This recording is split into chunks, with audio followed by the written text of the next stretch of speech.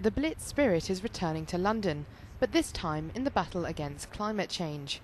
Research carried out by the Energy Saving Trust organisation has revealed the majority of Britons believe the country should once again embrace the wartime spirit to reduce excess, waste and improve energy efficiency. Tips on frugal living were demonstrated at the Imperial War Museum.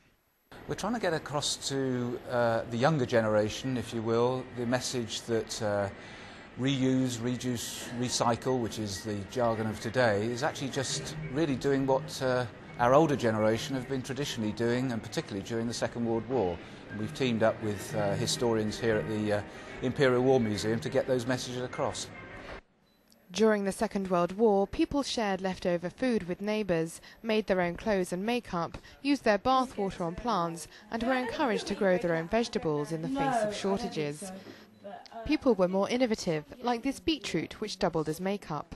People's natural thrift was sort of really enhanced by the war, and they would make do and mend. There simply wasn't an obsolescent throwaway society as there is today. They would mend clothes, they would patch, they would darn.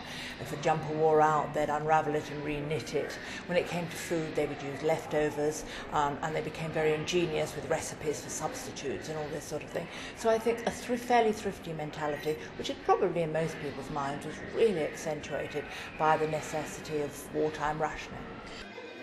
More than half of those questioned for the poll said they would consider a return to rationing to help reduce excess, and most thought local communities should work together to better manage resources. Waste-saving habits have remained with many of those who lived through the war. When I was a child, you made sure you shut all the doors. You only had one fire in the house. You had 3-bedroom house, but you only had one fire, so you made sure you shut all the doors behind you.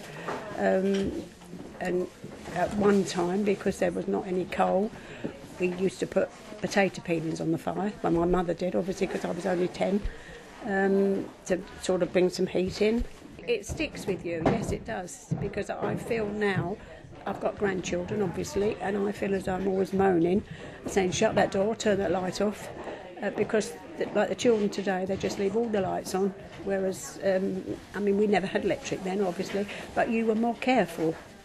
You were careful, you didn't waste, or you didn't have it to waste anyway. Elderly people, like, we value it because we've not known anything more than value of when we were young.